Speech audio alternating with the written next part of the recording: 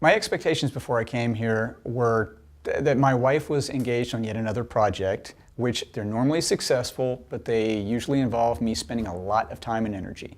So I was prepared for that, and that's a good thing because this is not magic.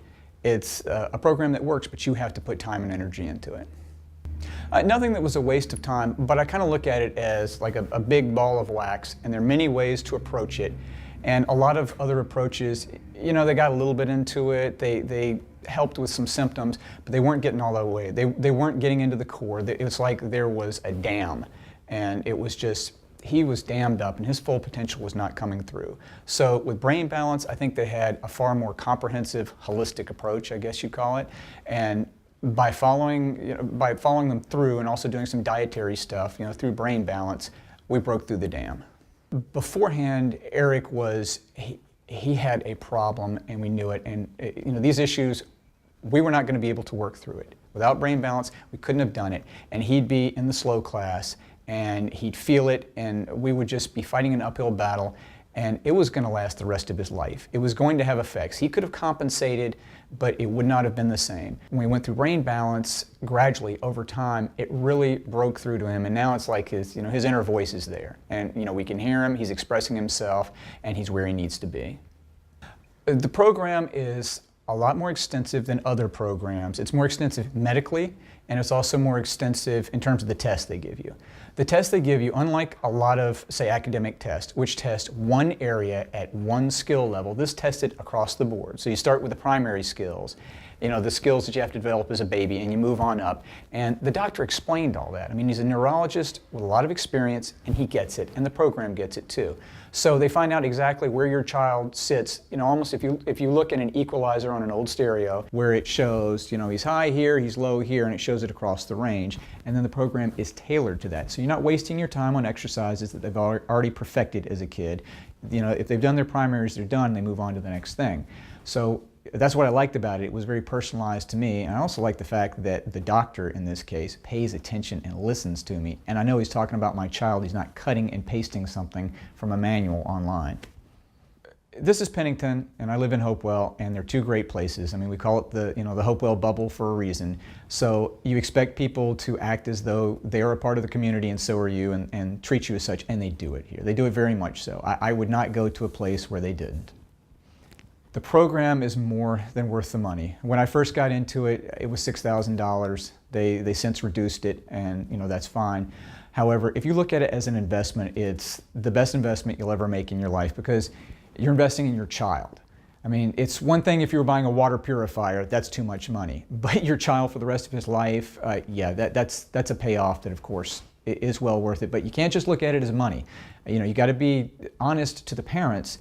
They are investing a lot of time into it. I did 600 sets of exercises with him. I mean, 600 separate sessions, you know, 5 times a day. And I didn't let him get out of it, but he enjoyed it too. It was just a routine we did. So you put time and energy into it, but when you're done, you feel you earned it. It's the best $6,000 I've spent ever. I initially came to Brain Balance because my wife made me. But that was fine. She always goes out there and she's looking out there in the big wide world for answers. And I knew we needed an answer and I didn't know where to go. So she found one, and she got some testimonials from other people that she knew. And you know, they were like-minded people, and we figured, okay, we'll give it a try. So I came in willing to give it a try, and from the moment I walked in, and the moment especially when I spoke to, you know, the staff and then the neurologist, I knew that they had something going there. It just remained for me to put my time and energy into it. We did some dietary things. I don't even remember what they were. It was exclusionary diet stuff. But the medical test that they did to prep for the exclusionary diet, it was nowhere near as comprehensive as the one we got at Brain Balance. The one at Brain Balance was the most comprehensive I have ever seen, and I've seen a fair amount because my kids have celiac. You know, they can't have wheat. So I'm used to that sort of thing, but this really got into the weeds. It told me that someone was spending time and energy and effort. You know, the whole test looked to me to be consistent and to follow a methodology that made sense and was going to get some sort of results out of it. So we did, you know, the exclusion diet, which never, the original one that we did, it just never really went anywhere. It kind of found some things, but it was flailing.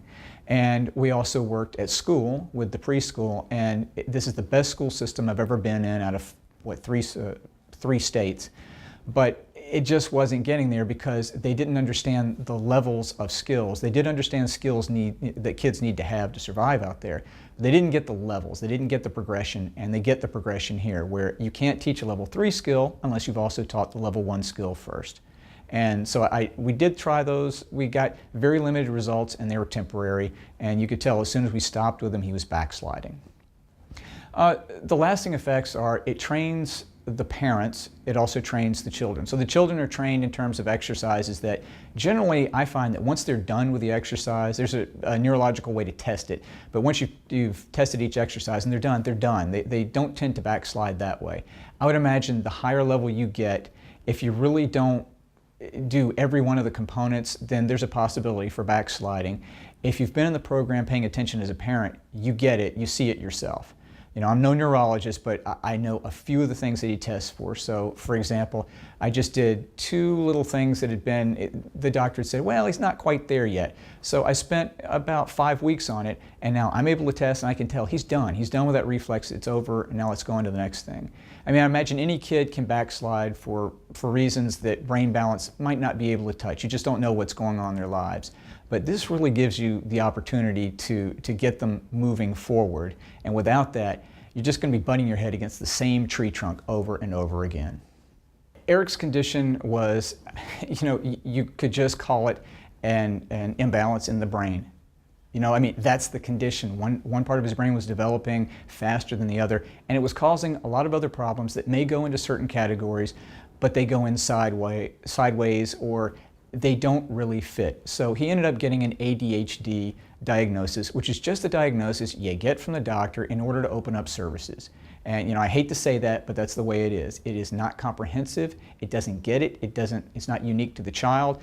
That's what we had to go with. I mean, what I can say is, I noticed with him, he'd be a little absent-minded professor, but not in a good way, and it was constant. It was, you know, a lot of me starting to yell at him, and you know, I hated doing that as a parent, but it would be so frustrating for me, and it would also be frustrating for him. I just couldn't get through to him. It was like talking through this opaque brick wall or something, where you do what you can, but they can just barely hear you. And now it's like we removed the wall. So a condition, I really don't know the name, except I think brain balance is about all you can say. His brain was out of balance, and now it's in balance. We have a great school with great teachers, absolutely no complaint on that. So the school experience was a good experience, but there was a lot of frustration. As good as the teachers were, I mean, they do it better than I do. They're better with children than I am. Even though I'm a stay-at-home dad, still they're naturals at it, and still I could see the frustration in their eyes. They cared a lot about Eric as they cared about all the kids in their program, and I especially remember Miss Lori DiGaetano doing her best to talk with me and figure out what was the problem, and she couldn't quite get there. She could tell me what the symptoms were, but she couldn't really map out a way to get there, and she was so frustrated, and she pushed so hard, and we worked together, but we just weren't getting the progress that we needed. And she was very worried that when he went into kindergarten, because he was in preschool then, that he wasn't going to make it. He was going to get into a fast class. We especially had some real high-speed teachers there who like to move fast, but he was going to get left behind. And that was, I mean, we were in a position of fear before the summer, you know, when he made the transition to kindergarten, and we're so far beyond that now that we don't even pay attention to it. He's just a normal student, and he's moving along fast. Eric did have focus before, but it was only in terms of if he was doing an art project, if he sat down and he was drawing. But it's not exactly a healthy focus in that it was to the exclusion of everything else. I mean, he made some cool drawings, but it was just sucking all his focus and ability away from every other part of his life. And you could tell he'd have thoughts in his mind, and they were going around and around, and he would just be caught in his own, you know, thoughtscape and not coming out of it. And we needed him to come out of it. You know, you got to be able to pull him back into the real world, artist or not. Now he's still able to do the artistic stuff, but I say, Eric, Eric, and he looks up and he's with me and he's on it. Brain balance works if you put the time and energy into it and if you pay attention. You don't have to be a rocket scientist. They've already mapped this stuff out. They figured it out, and they will figure your child out with your help. But you got to pay attention, you got to do the exercises, and you have to show up on time. It's some simple self-discipline stuff. If you do it, it will pay off. If you don't, it's like anything else. You get into it, or you get out of it what you put into it.